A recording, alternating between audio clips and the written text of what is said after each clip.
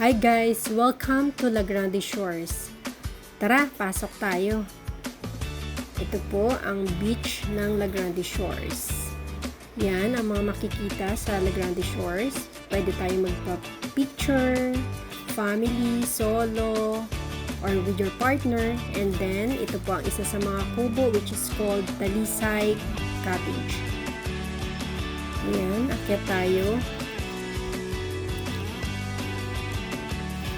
Yan, yung loob ng Talisay Cottage. May kaalis na bisita kaya medyo hindi pa naaayos. And then, let's proceed outside. Punta po tayo sa mga open cottages. Yan yung isa sa open cottages. Ang cottage rent is 400, 600, 1,000. Ito yung malaking cottage natin, open cottage, which is good para sa family. Yan, pwede mag-relax, upo-upo habang kumakain. And then, we have video okay for rent also.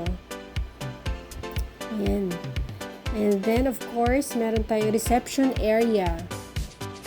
Kung saan, gusto nyo umorder, nandyan po, pwede kayong kumain dyan.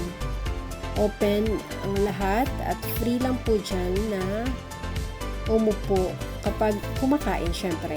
And then we have shower area, another cottage kubo, and then this is our, medyo magulo yung videographer ko. And then yan, ang aming swimming pool. Sarap maligo. At ito naman yung Santorini Suites. Ito yung ibabang area. Yan, yung loob po ng Santorini Suites. My king bed. Good for 2 persons, of course. And then, yan, meron tayong upuan, merong hugasan, and that is the bathroom. Yan, ang loob ng bathroom. And ito naman yung second floor ng Santorini Suites.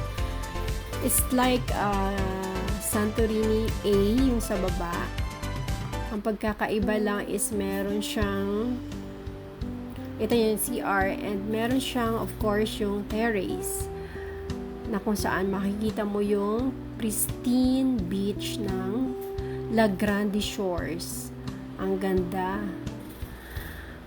Napaka-peaceful, tahimik, at napaka-aliwalas ng lugar.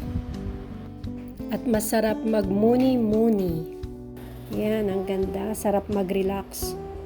And then, meron po tayong villa, Santorini Villa. We have two rooms sa villa. And then, yan, the first room, good for 6 to 8 persons.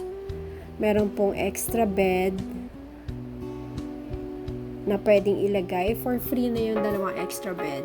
Yung CR nakalock kasi may tao inside. Yan po ang ating Villa A.